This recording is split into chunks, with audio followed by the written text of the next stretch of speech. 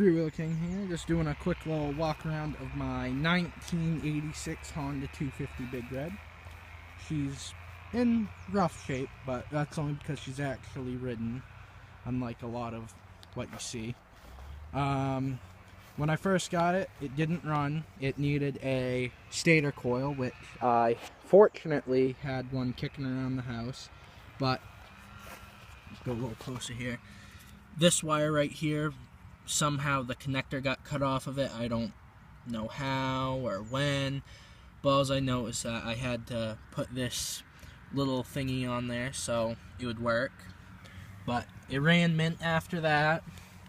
I put that side all together. I got a new gasket for the whole side cover off Amazon, and I also got a new oil filter for it too, because it was definitely overdue for one of them. Future videos, probably gonna do a fork rebuild at some point. I lost the key to it like about a week ago from today, so I had to remove the stuff, but the can't remember the exact thing they're called, but I removed the things that make it so you have to have the key. I just turn it with my finger. It works. Just put a battery in it. I got this plastic tank off of eBay. Very good tank. This didn't come with it. I lost the one that originally came with it. Don't know when, or, well, I don't remember exactly when, but don't remember how I lost it. But yeah, that tank works really good. It came with a fuel filter, and show you the fuel filter. It came with this fuel filter, that fuel line, and you know, of course, you had to cut it and whatnot. But yeah, pretty good. The only sad part about losing the key is this probably, I would assume, has tumblers. That's what they're called. Probably has tumblers in it specific for that key. You can't just drive something in there. So if I find the key I lost, I'll put it up somewhere, because I might want to still use the helmet holder on that. Not sure if I already said it's an 86 250 Big Red, but I got my key switch. I ordered that off eBay, which I'll do an install video on that as soon as I get it.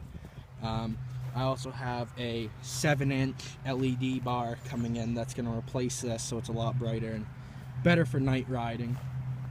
Currently does not have front brakes. The rear brakes do work at this point in time, but they're getting a little soft, so I'll probably replace those soon.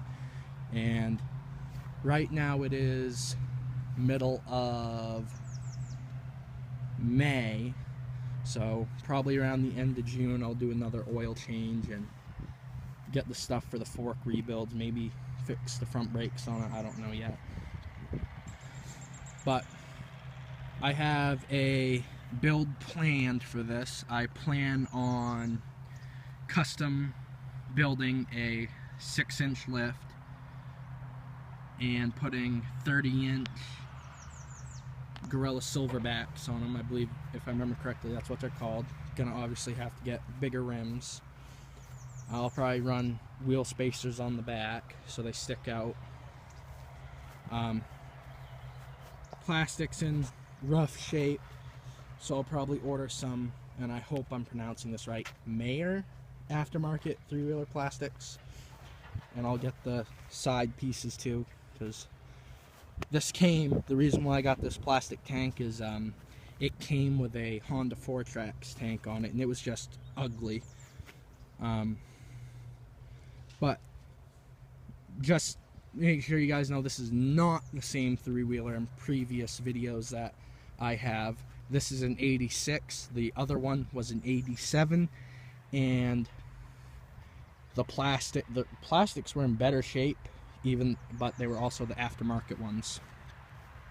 Has a yellow shifter on it because the one that was on it when I got it was all bent up. Well, it wasn't bent up, but it was bent out like here. So I put that one on. I mean, it chipped already, but I just put it on there so it looked a little better than, you know, typical rust.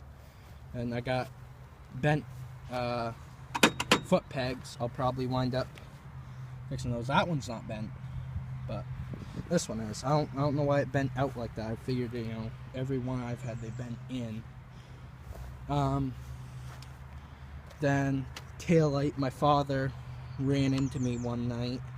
This was like when I first got this thing going, when I still had the Honda 4Trax tank on it. He ran into me. This right here is my own fault.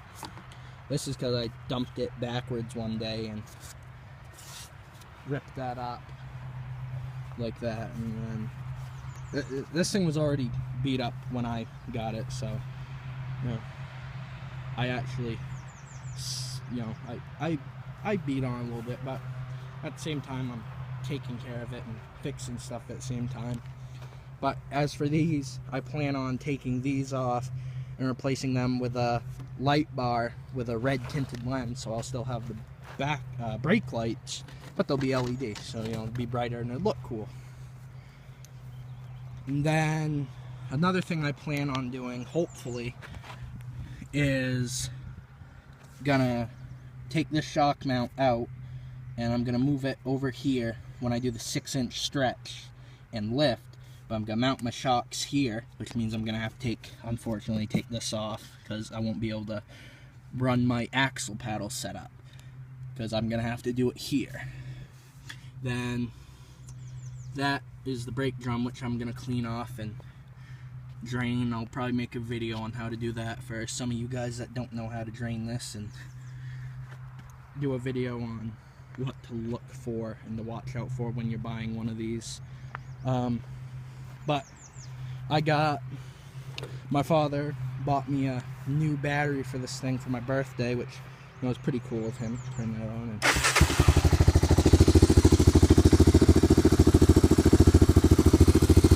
she's a little loud. It kind of has a raw hole in the muffler.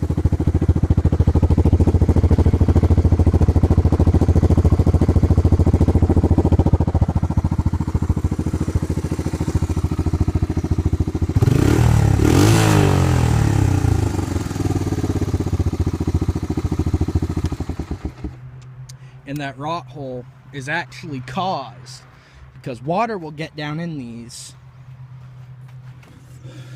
and they'll rot out. That's what these bolts here are for.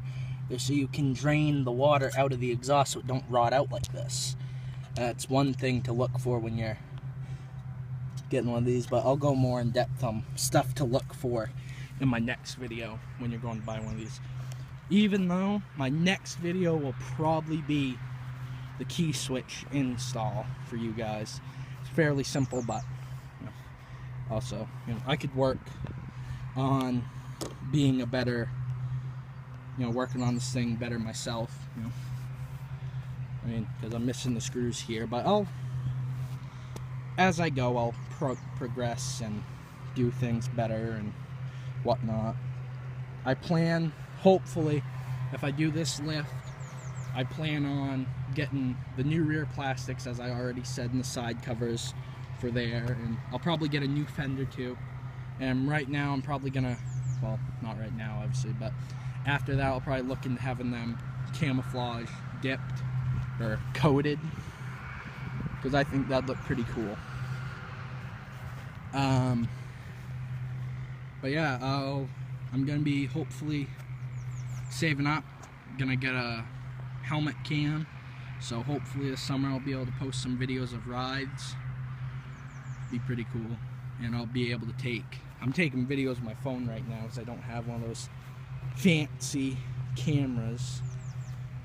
I mean, still fairly good picture quality, but getting off track here. But yeah, lift, bigger tires. I'm also thinking about, some of you may have or may not have heard of 4Stroke Tech. They make a 350cc big bore kit for these. I'm probably going to go with that. And if you do happen to buy one of these, you know, I'll say it anyways. If you do happen to buy one of these and the muffler is rotted out, you can go on, I think, I went on Bike Bandit and I found a Quad Boss aftermarket exhaust that fit this machine, and I might buy one. I don't know. If I do that 350cc big bore kit, I might just get a aftermarket exhaust to make it louder. I don't know. I live up in Maine, and some game wardens can be real dicks about that type of stuff. I think this wet spot here is caused from oil leak from this shitty gasket I made out of some leftover gasket paper. So when I do my next oil change, I'll remake that gasket. It's got a good... Another thing you want to look out for. Sometimes these will have torn boots, and that's usually not a good thing. But as I said, that stuff I'll go over in a video I make on what to look out for when you're purchasing a 250 Big Red. I mean, it's in fairly good shape